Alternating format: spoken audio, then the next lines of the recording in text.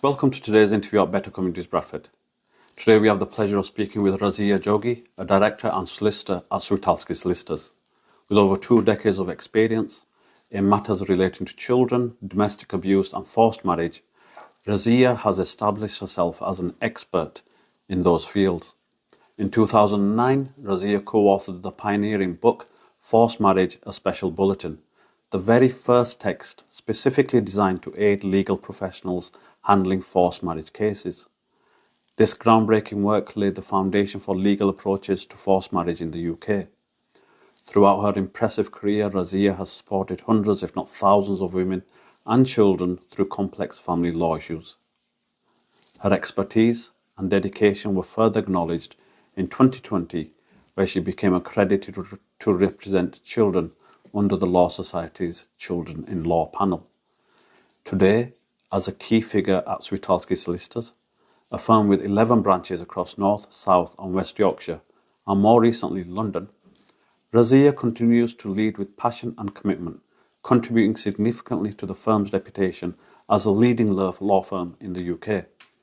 We are delighted to have Razia Jogi with us to share her insights and experiences. Razia, welcome. Thank you. Can you tell us what childcare law covers? Oh gosh, how much time do we have? We have time. Okay, right. So childcare law, it falls into 2 aspects. You have private law children matters and you have public law children matters.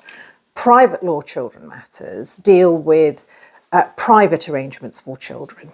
So if you have a couple who separate and they are unable to come to an agreement between themselves in respect of their children, then they may look to one or the other, one of the two parents may look to issuing proceedings at court, and if they do, it's referred to as a private law children matter. Okay. So it may be arrangements to deal with how much time the children should spend with one parent, whether they should live with this parent, how much time should be spent with the other parent. And then we have what's known as public law children matters. And that is when we're looking at children who are, the local authority are of the view, or it's their view, that the children have suffered or are at risk of suffering significant harm. And the local authority, as a statutory body, then look to stepping in order to remove children, potentially, from families because of risk of harm. They've suffered it or believed to be at risk of suffering harm. Okay. So the local authority become involved, look at potential removal of the children from the family home, if at all possible, placing with family members who could look after the children. If that can't be achieved, then potentially looking at foster care. So you have public law and private law, and that's a very general overview that I've given to you. And do the two ever cross in the sense of if a couple can't agree on something, or if allegations are made during their separation, can it cross over into becoming a public matter? Yes, it certainly can. There have been a number of cases where I have been involved where there's the case starts off, as you say, as a private law matter, and then something arises or emerges within the case. And quite often it's because there's so much conflict going on that the private arrangement just isn't being arrived at. And in the meantime, the children are being exposed to emotional harm, potentially. So sometimes that situation becomes so unmanageable that the children are being impacted to such a extent that a judge who is dealing with the case may take the view that it now may need to go into the public law arena. And at that stage, it's possibly, the judge can make an order for what's known as a Section 37 report. And that is an investigation where it is the local authority, a social worker will undertake an assessment to see whether the threshold for public law proceedings is met. Are these children at risk, or have they suffered significant harm? And if so, then the case can tip into a public law arena. What role do lawyers play when protecting the children in these cases? Well, we are there as lawyers. We know the law, so we are there to navigate through the legal system. So all cases relating to children, irrespective of it being a public law matter or a private law matter, highly emotive. When you look at private law cases, there's such significant, well, there's a huge amount of conflict between parents, between usually mother and father. So much so that these two people who once upon a time loved each other now cannot bear to be in the same room. They are incapable of coming to any arrangement in respect of their children. And the bitterness and the conflict is so bad that they are essentially asking a stranger, a judge, to come to some form of arrangement for them. So we as lawyers in a private law situation, people have this impression that we are going to go in all guns blazing, beating chests. It's almost like going to war. It's not. Most of the time, we are there to keep the temperature down. We are there to try and calm the situation and try and come to some form of resolve. But throughout the lifetime of the case, we as lawyers we are reminded of the child or the children concerned and what is in their best interest. The Children Act has a welfare checklist, and throughout all of our cases, we remind ourselves, and we are reminded by the judges or the magistrates who are dealing or who are deciding about the children or the child's welfare. So we have to be very careful. Sometimes we have to say to our clients, that isn't going to be achieved because that's contrary to the child's best interest. And is that a requirement on the professional, on the lawyer themselves, to maintain the child's welfare in mind at all times? It is. So in terms of private law cases, it's bringing a sense of reality. You are going to, what you are asking may not be achieved. It's also managing expectations as a lawyer. So in addition to dealing with the law, managing expectations, managing the situation, calming, soothing the temperatures. It's so important. There's nothing better than going to court and having a sensible opponent who is thinking along the same lines as you.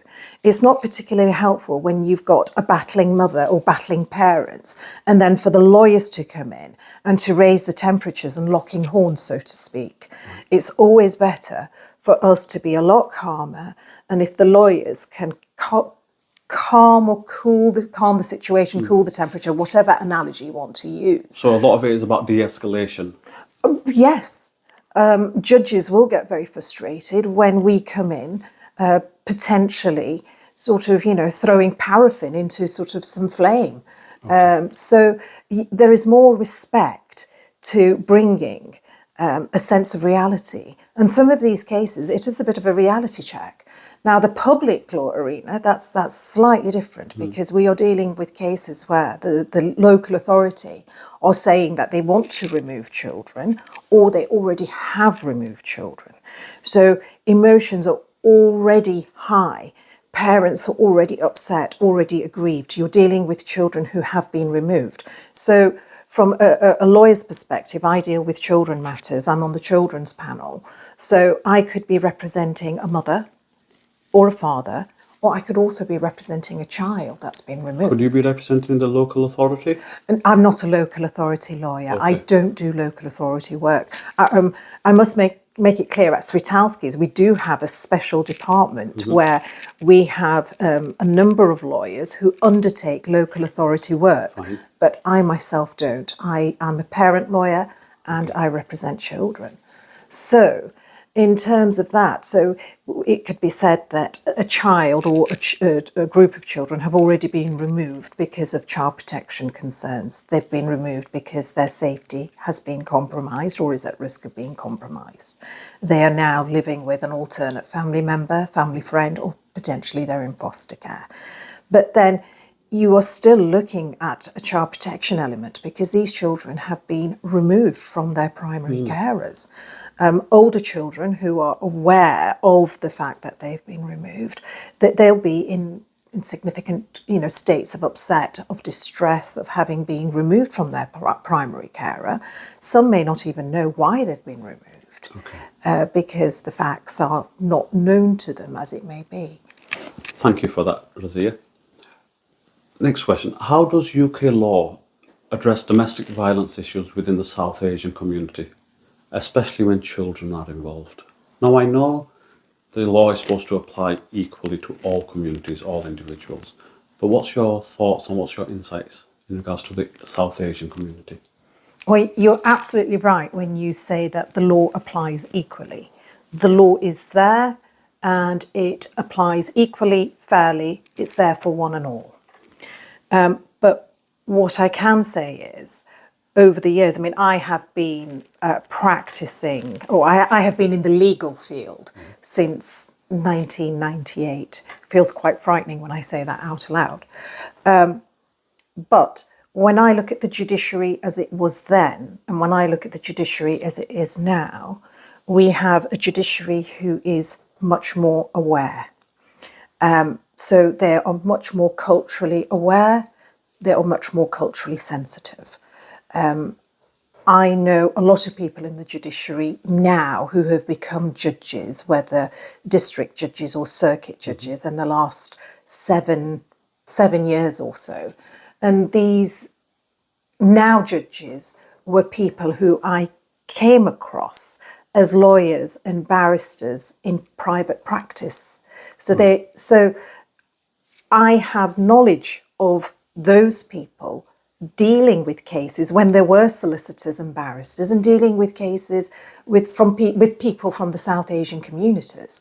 So they, as practitioners in their practicing years, were dealing in West Yorkshire, dealing in Bradford, in Leeds, in our local courts, and dealing with the issues that we have with people, with women from Pakistani, Gujarati, Bengali backgrounds who had suffered domestic abuse, who had undergone years of domestic abuse and had not done anything about it. Concepts of izzat, shame, all of those things. So we have a judiciary who are much more attuned to those kinds of things. And also that there are other elements as well. So, for example, the judiciary, the courts are very mindful that not everybody speaks English. So very recently I was involved in a case, it was a forced marriage case. I was representing the young person, or the person who was being protected. This person had been granted a forced marriage order. There were three respondents, so three people who the orders had been made against. One was legally represented. Two were not legally represented because they didn't qualify for legal aid. But the court made absolutely sure that there were interpreters present. Right. So there are lots of ways in which all these, I'm not saying they're not allowances, it's now an expectation. There is an expectation an interpreter will be present. And I'm also aware that the judiciary are more mindful, more aware through experience.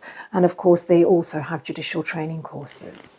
So yes, I would say that the judiciary are in a good place to deal with cases and those issues, those problems that may be relevant in particular to South Asian communities.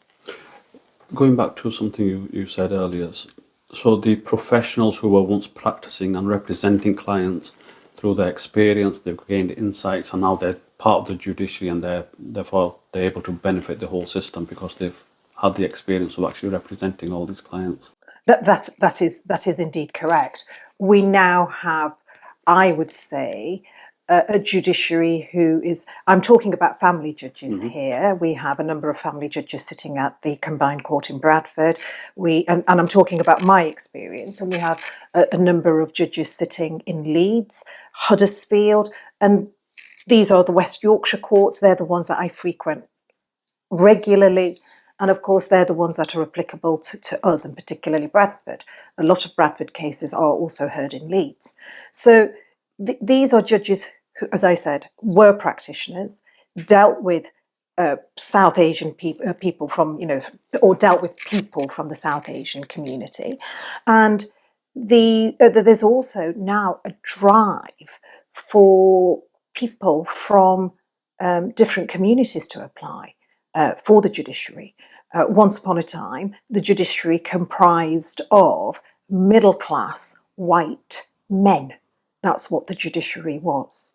Women then started entering the judiciary, and now there's an encouragement for other people from the African communities, people from Muslim communities, Pakistanis, well, when I say Muslim, of course, Pakistanis, but from all walks of life well, when I say all walks of life, that's incorrect, but people, within the law, you don't have to be white, middle-class male to be a judge.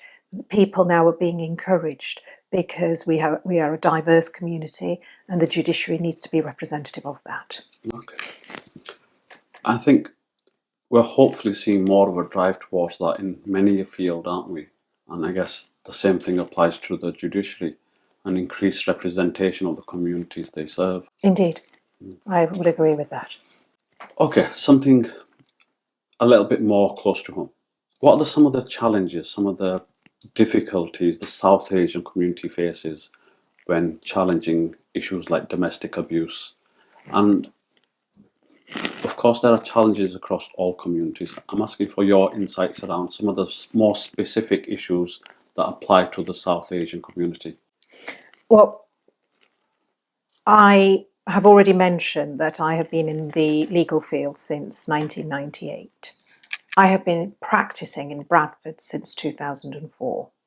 When I initially started in working in Bradford, all my caseload comprised of domestic matters, domestic abuse matters, and private or children matters. And my clientele comprised largely of women, and there was a significant split. 80%, I would say, were women from the South Asian community. And these women would come in to see me, usually 8 times out of 10, with a support worker from an organisation, Women's Aid or some women's support organisation. It wasn't usual for a woman from the South Asian community to make the appointment herself. It was usually in response to an incident where the police had become involved. The police had then referred the matter to a women's support organisation, and the female, the client then concerned, then comes into the office. From that, I got a clear impression that women were reluctant to take the first step. And then when speaking to them, when hearing their stories, when hearing their backgrounds, it would be that they had been subject, their stories were they had been subject to domestic abuse for several years. And it was a neighbour that had called the police had come in, police had treated it like a domestic, police had then referred the female to a domestic abuse group. The domestic abuse group had then made the appointment, brought the client in. We then speak to when I say we, myself, colleagues, we would speak to the client, tell the client their options.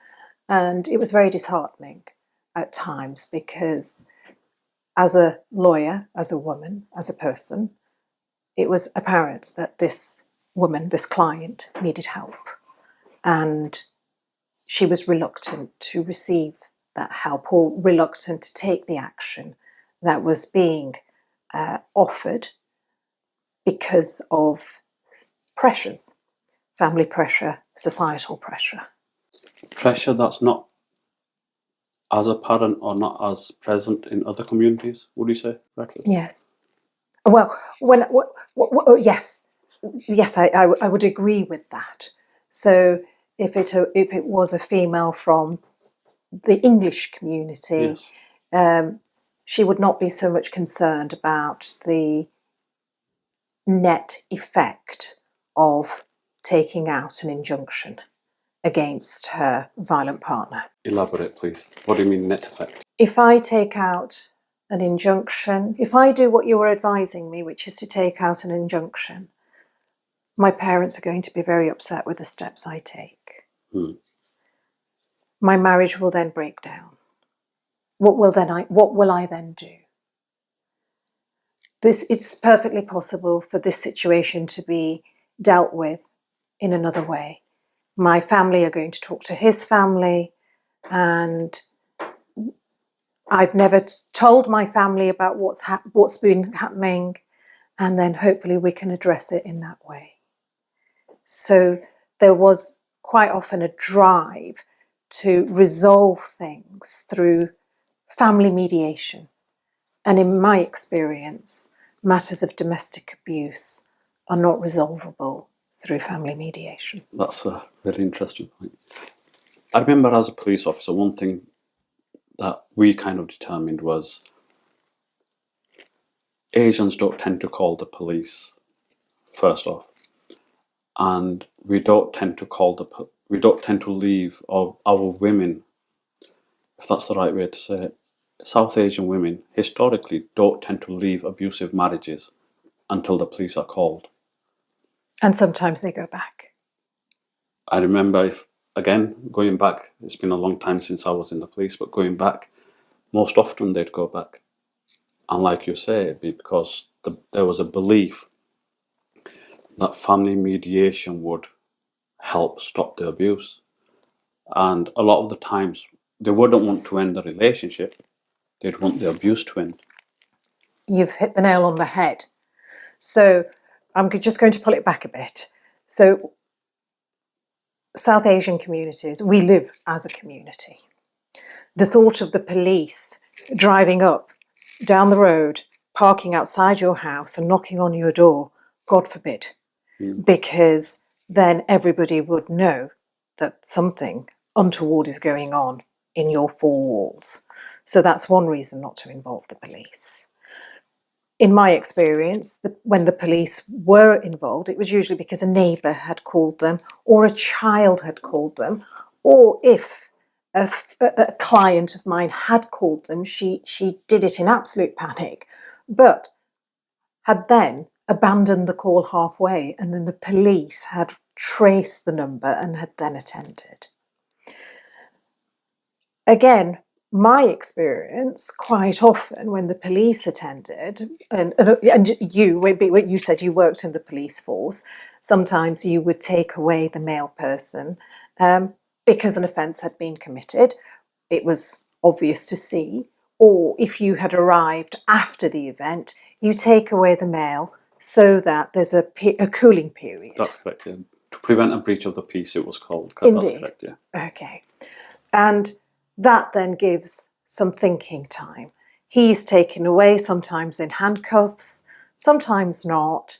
And then quite often the females or the woman would think, oh, well, let that be a lesson to him. I'm sure he will be very worried by that. And then by that time, family all become involved and they all say the right things, and there may be remorse, but unfortunately, domestic violence isn't fixed in that way. That's a very short fix. I'm sorry, you were about to interject me, but please don't, because if I don't say this, I may forget. There are other ways to address domestic violence. I'm not saying that if a man is violent, he will be violent forever. Therapy, attending domestic violence perpetrators groups to understand what are my triggers, what gets me so angry, why do I behave in this way, learning other techniques in how to manage one's behaviour. Surely that's a better way of dealing with it and maintaining a healthy family life. I think maybe 20 years ago I wouldn't have had the same opinion as yourself. However, due to the experience as a police officer or as a criminal defence advisor and now magistrate, I'm better placed to agree with you and better placed to have a broader understanding of the issues that our communities face. I think what I want, Razia, is your insight. Why doesn't family intervention work? Because it doesn't. I'd love it if it did, but it doesn't. What's your thoughts on that? Throughout my years, I have dealt with a raft of cases. There are a few that spring to mind where,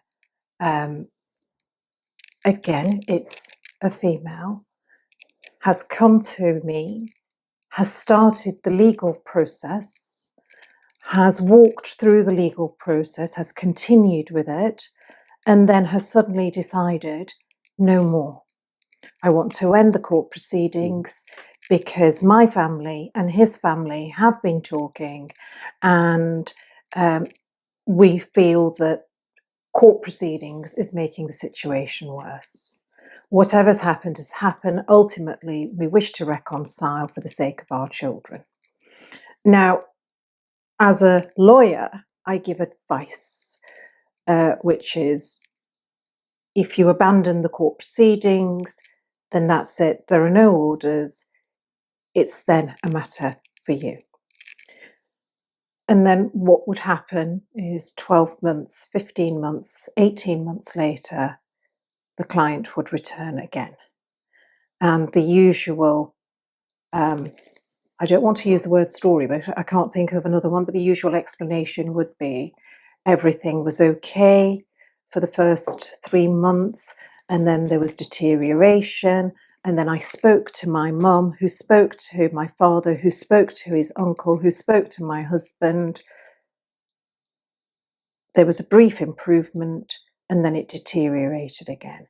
And then I spoke to my mother, and it becomes this cycle, and then people stop speaking. There is no reporting that the situation has deteriorated because it becomes this tiresome cycle.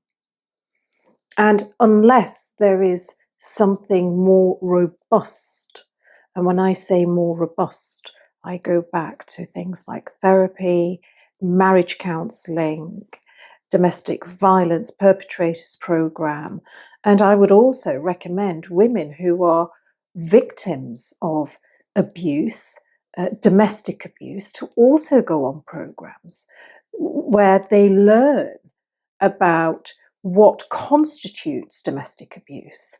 Over the years, I had so many clients who would say, I would say, oh, is he violent to you? And they'd say, well, not really. And then they would describe an incident which would have something which is glaringly obvious. It's an act of violence. But they had become desensitized to it. So, raising of the voice and threatening to kill wasn't deemed as violence because he didn't touch me, but he threatened to kill you. If somebody makes a threat to kill, that's a criminal offence. Is that correct? You've worked in the police force. If the recipient of the threat has a genuinely held belief that the threat will be carried out. Yes. Well, I've had cases where clients did believe that they were at significant risk of harm, so they ran off upstairs and locked themselves in the bathroom and then came out 2 hours later, by which time he had gone. And then they come to see me and say, well, he just shouted and frightened me. But that, in their mind, doesn't constitute domestic abuse. Yes, that would be a criminal offence. If you're in some danger of immediate unlawful violence, then that's an assault, whether the physical battery has occurred or not. I bow down to your criminal knowledge. We're a very community-driven people, aren't we? We have communities, we have large families, extended families often in our business. I'm head in theirs, and we like to handle a lot of things within the family. However, my experience, and from what I'm understanding from what you're telling me, your experience is families aren't very good at stopping domestic violence, and we need a lot more robust interventions, like you said, therapy for both parties, separately and together, legal interventions, orders, etc. What's the role of religious leaders, our religious representatives, our imams, our mosque committee members? How do you think they can contribute to tackling this issue? These are very uncomfortable topics. I think that's why we're discussing them. Domestic abuse, it's an uncomfortable topic. Child abuse, it's an uncomfortable topic. And religious leaders, in my experience, really don't want to be having those uncomfortable topics. The mosques, the masjids are places where the men come, pray 5 times a day and leave, where the children come, have their religious classes and they leave. And this is my experience of mosques and masjids. And they certainly could have a more wider role. It is clear in the Quran what the view is about violence against women. Women are sacred. Violence is wrong. Violence within relationships is wrong. That's the narrative. And there needs to be, or there could be, there should be teachings at madrasa about etiquette, about behavior. Let me correct myself. At mosques, there are classes for children from the point that they start about etiquette. Yeah, what prayer you should make before you eat, what prayer you should make when you finish eating, before you go to bed, when you wake up, when you drink water. When children are then at a certain age, I think it would be beneficial for even these conversations, these lessons are had at school about self-awareness, but why can't similar conversations and lessons be had at mosque? Why do you think they can't? Why aren't we doing that? And I'm in agreement with you here, and I don't agree with you too much. I do want to push back on some things, but I'm finding it difficult to find something we disagree on. Like you say, the masjids, the madrasas, they do a great job in teaching children how to recite the Arabic, read the Quran. There's been an increased focus on the pronunciation of the Quran and their prayers, Which is wonderful. which is wonderful. But there seems to be some gap around ethics, morals, managing relationships, especially managing intimate relationships between husband and wife. Why do you think that is? What do you think has motivated or created that gap? Because historically, that's never been the case. Historically, it hasn't, because when I went to mosque, which was about 1,000 years ago, we had Molvis, men who taught all the children, taught the boys, who taught the girls. And I imagine, having discussions with girls of, 11, 12, 13 years, it wasn't appropriate.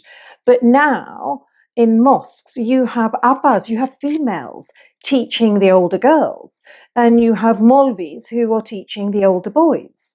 So I would say it's perfectly possible for awareness classes to now be had where the Abbas are telling the girls, this is acceptable behavior, this is unacceptable behavior within the confines of Islam. Because let's draw it back, it can be linked to it is of course linked to Islam, what is acceptable and what is not. And the same goes for discussions or lessons that can be had. So it's there, it can be had, it should be had. Razia, how can people from the South Asian community help themselves and each other in tackling issues like domestic violence, child abuse, those hot button topics that historically we've not liked to talk about, but we are, I think, getting a little bit more conversant around them? The first thing is recognition and acknowledgement.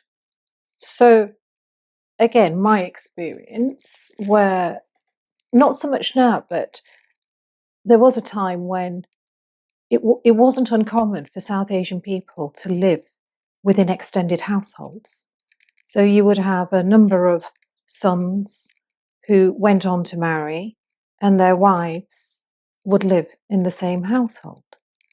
And when I was dealing, when I dealt with DV cases, which I still do, it wasn't uncommon for a client to say to me, my husband hit me and my sister-in-law was aware of it.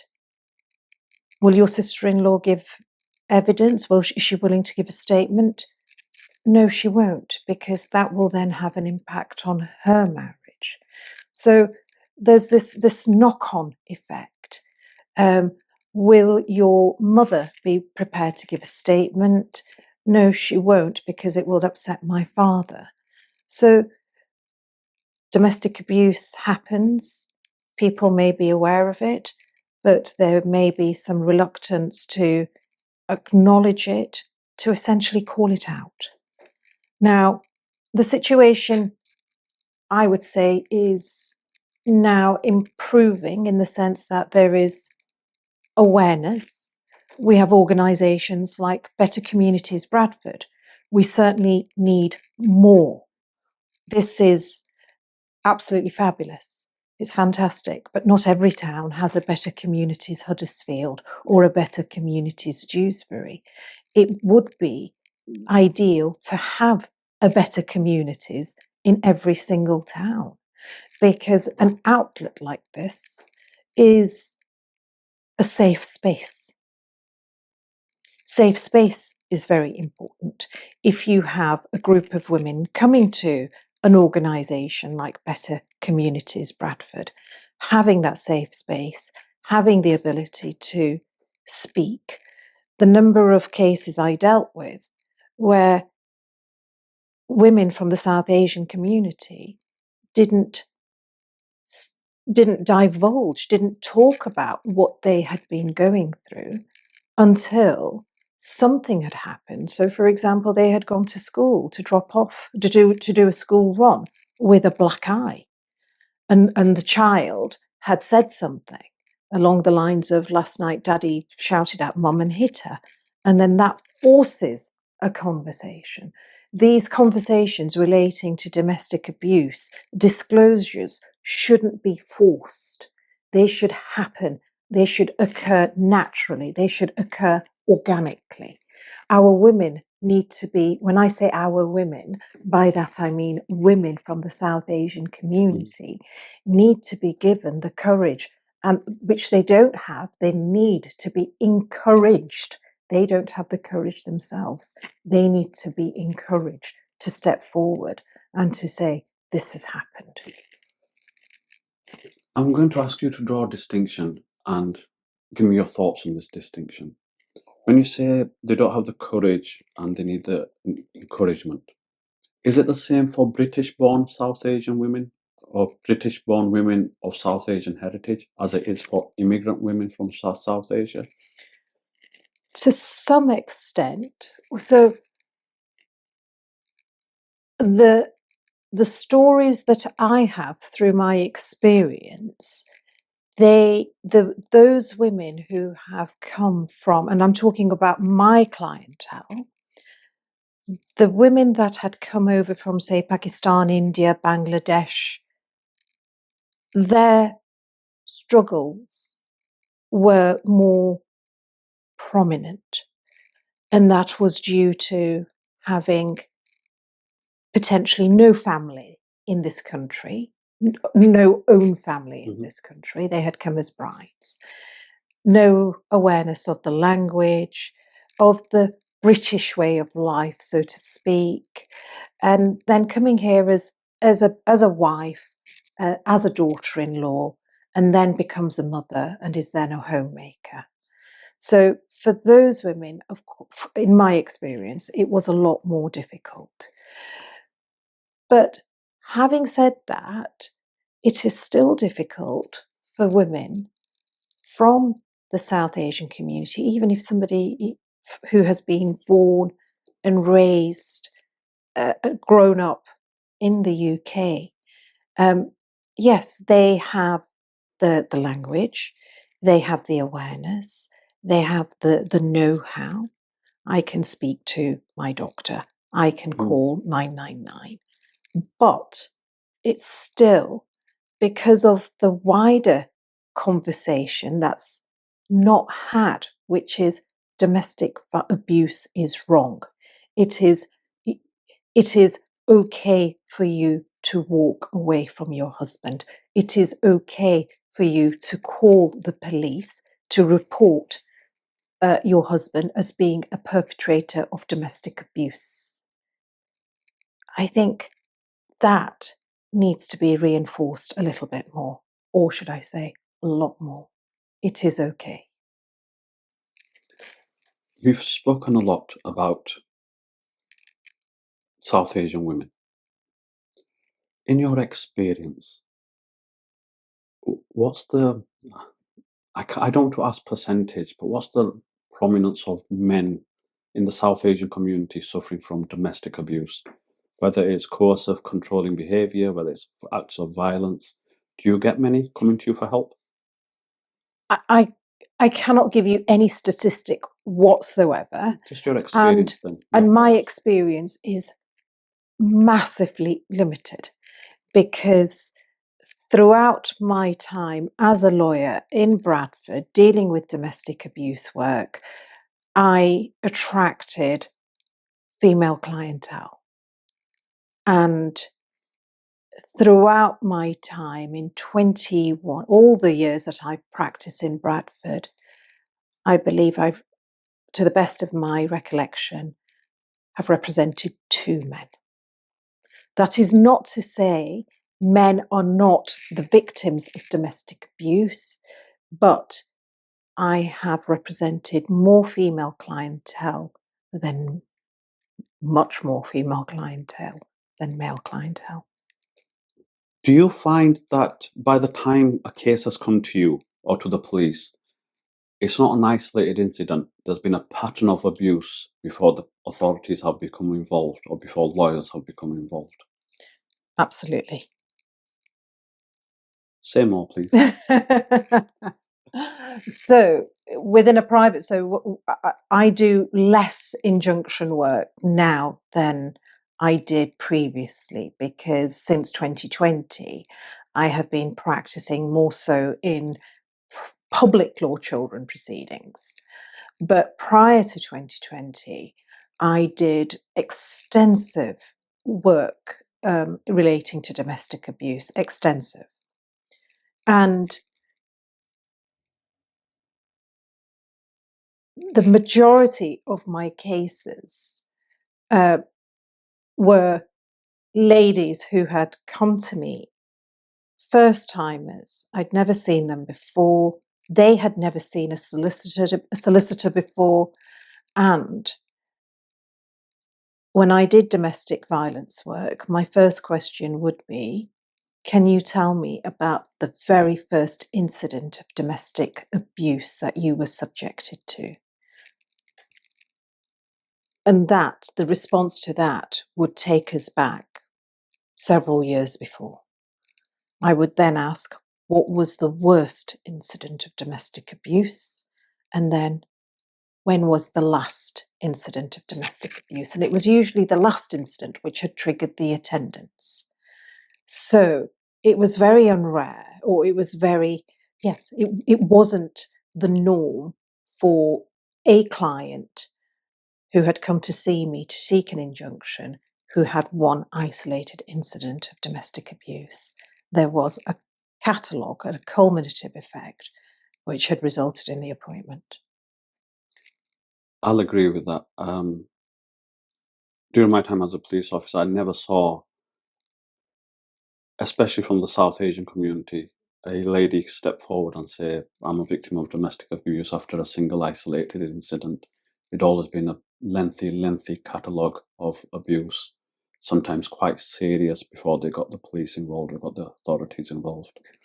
What I also found was, when we talked about, and for me it was very important to get a rounded picture. And the first question, or one of the first questions being, can you tell me about the first time you were subjected to violence? And I would be told of the incident as in much detail as could be remembered. And then I would say, and then what happened after? And it was, well, he was very sorry. He apologized. He cried. He promised it wouldn't happen again. And that was the usual answer. And I hoped that he was telling the truth. He was very sorry, and I believed him. And that was what I was usually faced with. That is what I usually got by way of response. In your experience, did that ever come true where a lady's come to the authorities or to the solicitors and asked for support, withdrawn her complaints ultimately, and then the violence has stopped? Do they ever stop, serial abusers? I don't know, because they will never I don't know whether it has or it hasn't stopped, because if the only way I know it hasn't stopped is because they have come back to me, or maybe they haven't come back to me, they've gone to another solicitor, and coincidentally I've seen them at court with another solicitor. And when you see, or when I see a client at court, whether it's if it was a client that I'd advised in previous years, then the assumption is something's gone awry. And my advice was always, if a client opted to withdraw her case, those are her instructions. I cannot force her to continue. I have to work in accordance with what I am being instructed with. But I would always say, if this doesn't work out in the way that you hope, then I am here. I am not here to judge you. I am not here to say to you, I told you so. You come back and we will pick up. It used to be the case, so I remember coming across several cases where the CPS would refuse to prosecute if a woman had initiated proceedings a few times and then withdrawn them a few times. And ultimately, the CPS would refuse to proceed after, let's say, the 7th or the 8th prosecution or the allegation. Is that still the case? Does that still happen? Now, I have had a number of experiences where the prosecution have proceeded regardless, and the prosecution have also suggested that the complainant who has withdrawn her complaint for the 4th or the 5th time, there will be consequences for her. Now, I certainly had that in one particular case. What's the thinking behind that? How does that serve justice? How do CPS make their case for doing that? I'm not a criminal lawyer. I cannot say. Okay, finally, are things getting better or worse? Is domestic violence increasing? Is it pretty much the same, or do you think it's reducing amongst the South Asian community? Unfortunately, I can't give you a definitive response to that question. I don't have the statistics, but what I can say is that as we have gone through the years, there is more recognition of domestic abuse. There is a better and more had conversation about domestic abuse in South Asian communities. We have organisations like this, and through organisations like this, there is awareness. This is a conversation. Two people who originate from the South Asian community having this conversation. And more of this needs to be out there so that there is knowledge, there is awareness, and it will educate and encourage. Thank you. That's been great.